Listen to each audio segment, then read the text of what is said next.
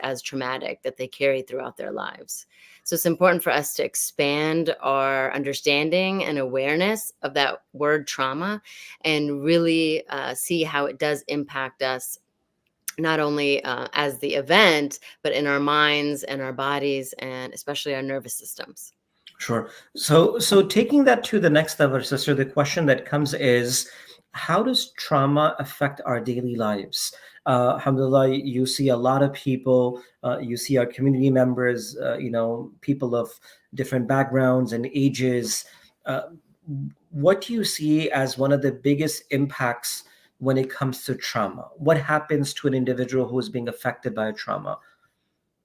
Sure, absolutely. So it really is. So reactions, right? We may be overreactive to a situation. Our nervous system is responding to that.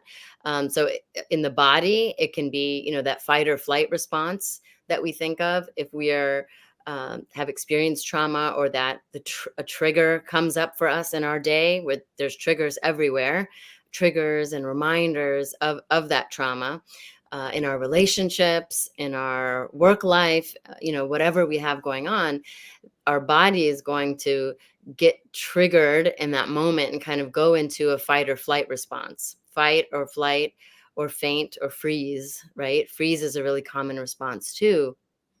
And so that will impact our daily functioning. It'll impact our lives, our ability to work, our ability to think, because what happens when our nervous systems and our bodies go into that fight or flight or freeze mode, the frontal lobe of the brain really shuts down, and we need that frontal lobe of the brain to be online to remember things, to recall, to reason, to communicate.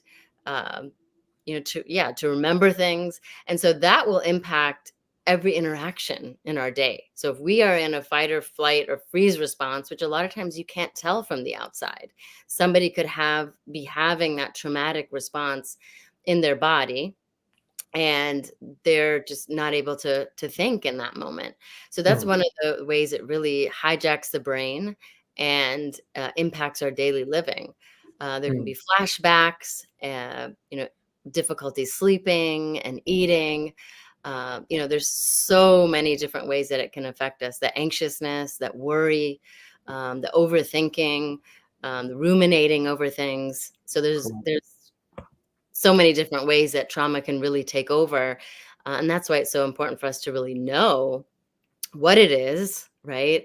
A lot of times people will think if they're having a panic attack and their heart is racing, they may get really worried about having a heart attack. They go to the doctor, they go to the ER. So this is why it's so important to really know, like, what that trauma response is and how it shows up for you.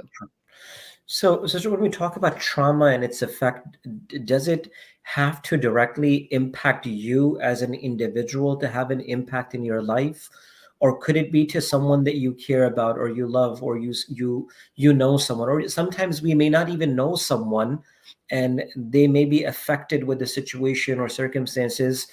Can that situation impact as a trauma in my life where I may not have been directly impacted by a situation where, as an individual, I may be perfectly fine in our own homes, in our comforts, in our lives? Can trauma be something that is indirectly impacting people's life? Yes, absolutely. It's vicarious trauma, and because again, we're focusing on trauma being your experience of the event. So it can be an event that you witness, right? Not necessarily that you went through yourself. And now, what everybody in the world, we're experiencing collective trauma, because you're seeing these images and videos and everything, even though we're not there experiencing it ourselves, but we're witnessing it. And so that can have the same or similar impact on the body and the brain, because the Mm, brain doesn't always can't always tell the difference. It's if we are experiencing it, or we're watching it, or even if we're remembering it, right? So mm, even if we recall a traumatic experience, or something that we had, or something that we witnessed or saw, the brain can go into that trauma response, the exact same trauma response, fight or flight or freeze.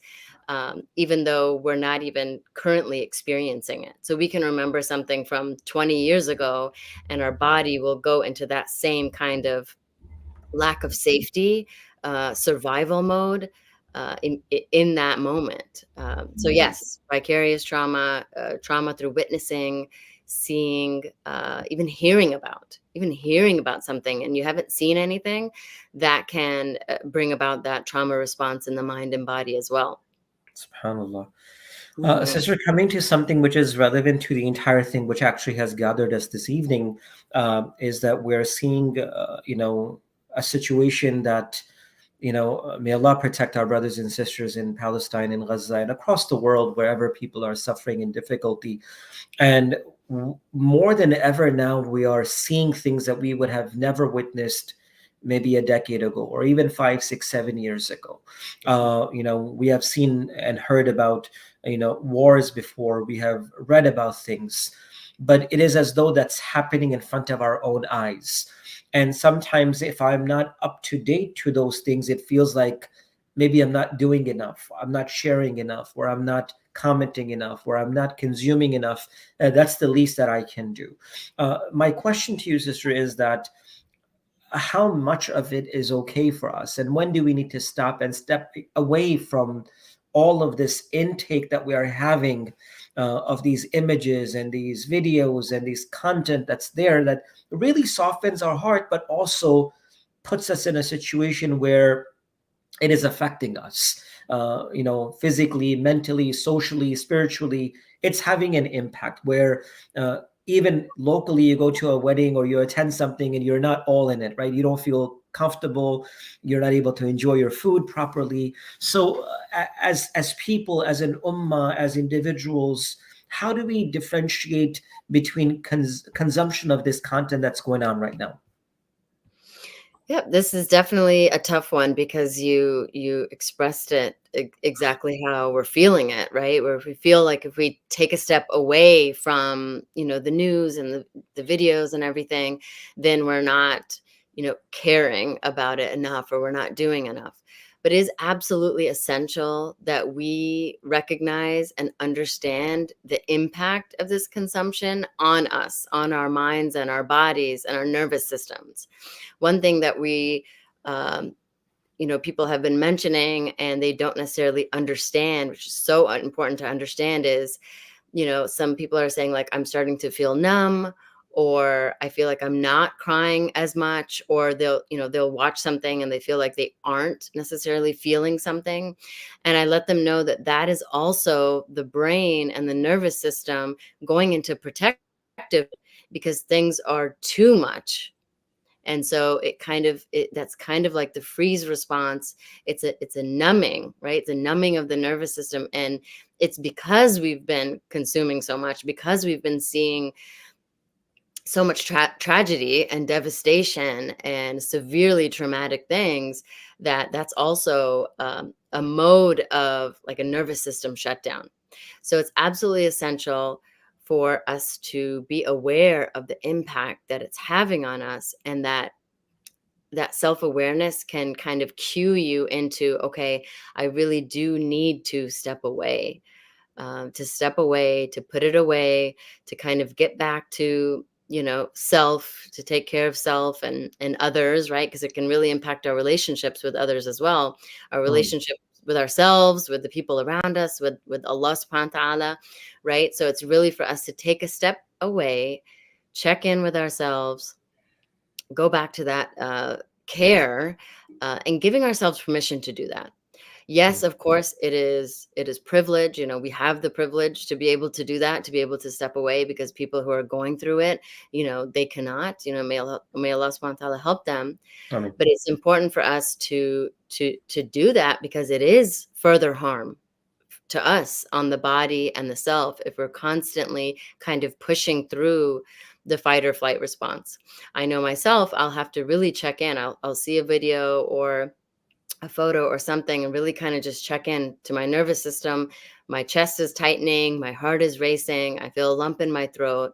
And so I've got to kind of take a step back and engaging some of that self-care, some of that nervous system regulation, right? Because you can be in a dysregulated nervous system, and we can go into a whole nother talk about medically what that does, right? We're releasing all kinds of stress hormones. Cortisol is getting released, and that's sending so many signals to the brain, and that lowers the immune system. I Mm, mean, how many people do we know right now who are sick?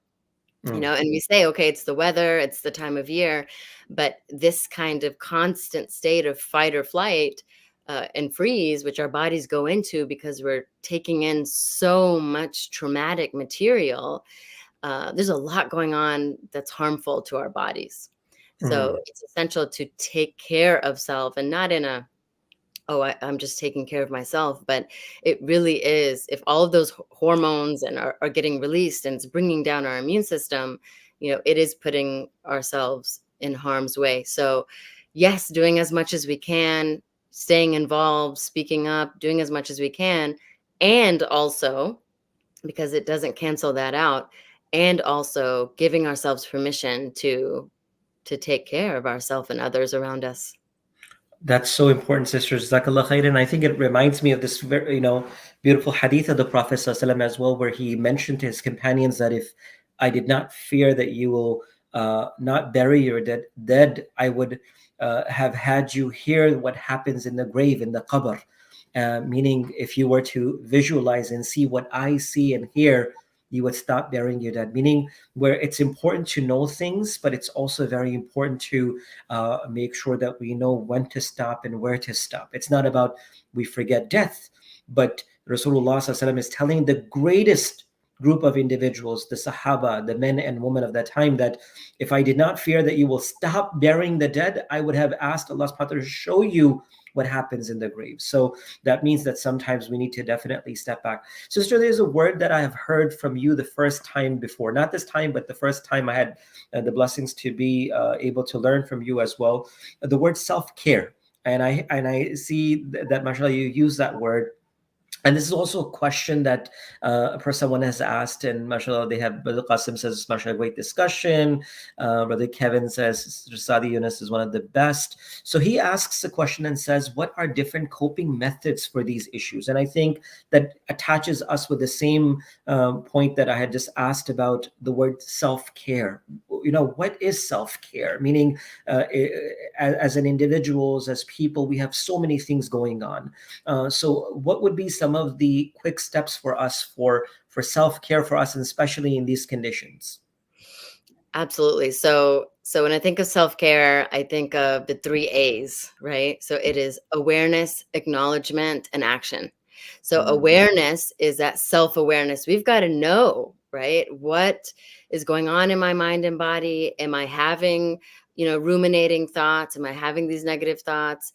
Is my body responding to this negatively? So that self-awareness is really key. We can't really take care of ourselves if we don't even know what we're struggling with and what we need. So that's that first A of awareness. Acknowledgement without judgment, because sometimes we can get like maybe negative thoughts or images, or maybe we're having some panic and anxiety and depressive symptoms, and there's that self-judgment. So acknowledgement is, I'm struggling right now, or I'm not feeling okay right now, and acknowledging that, because when you can acknowledge it, now you can really accept it, face it, and work on it. So now I know maybe I'm struggling with some anxiousness or some depressive thoughts, or I'm struggling in a relationship. And so now it's action, right? And some of those coping methods, there's so many out there, but I'll give you maybe like 2 or 3 that you can take with you, inshallah. One is breathing techniques. And there's so much information out there on breathing techniques, but I really find the 2 that kind of reset the nervous system and really calm it are exhaling with a S sound and exhaling with a V sound. So when you take an inhale and then you exhale with a sound or a v sound, and you always make the exhale longer than the inhale. Okay. So that's something that's just all throughout the day, we have access to our breath. And oftentimes when we're in fight or flight mode, or, we're in a trauma response mode and we're consuming all this stuff, we're kind of holding our breaths and we don't always realize that. So really paying attention to, have I really breathed this entire day? And it's Mm, really trying to take in as much air as you can and exhaling with that S sound to really like calm that nervous system.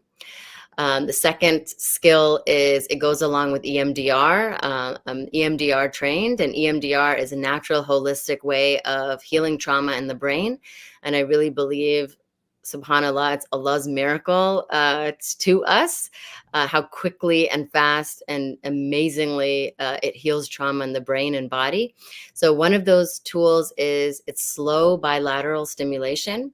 So just quickly, just for the purpose of time, it's really just tapping left and right sides of the body, and basically that calms the nervous system, mm, and it tackles both sides of the brain. So you can do this, you can do this, you can even do with your feet. So it's basically 6 to 12 slow taps left and right side of the body. So mm. very slow, 6 to 12 taps, and that calms the nervous system. The third thing is expression. And this is the last thing I'll say. You've got to express, especially now with us taking in so much. We're taking in so much. It's so important to express that. So making sure you have support people that you can express to, whether that's family or friends or a therapist or a counselor. And I believe this is the time more than ever that each and every one of us can turn to therapy and counseling as a support. And if you don't have people or the resources, there's always expression through art. There's expression through a journal, expression through even your own voice, even hearing yourself, expression with speaking to Allah subhanahu wa ta'ala and just talking to him, just letting Um, it out and just talking. So expression would be my third coping strategy. Find your way that you can let it out, because there's so much that you're absorbing and keeping in. SubhanAllah. Sister, just for those who are joining us, what's EMDR? Meaning, I know that you said you're mashallah, an experienced person, mashallah, licensed or in that. What does the word EMDR actually stand for? Sure. So EMDR stands for eye movement desensitization and reprocessing. So it is again, natural, holistic trauma treatment. It's research backed, evidence based that it works. Wow. And people who are in EMDR therapy, it's 3 times as fast as talk therapy alone. So you'll spend 3 years in talk therapy alone, and you'll spend 1 year in EMDR therapy and get probably even better results. So Wow.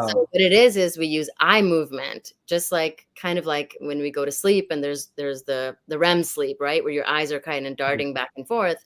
So we use that with our clients in wake state to really bring up some of the trauma and trauma symptoms, and really use it to kind of desensitize, right? Eye movement desensitization. So we desensitize, bring down the symptoms, really reduce, even eliminate symptoms, Wow. and Mashallah. reprocessing. So we transform negative beliefs of self into positive beliefs of self. And it Subhan- really has transformed.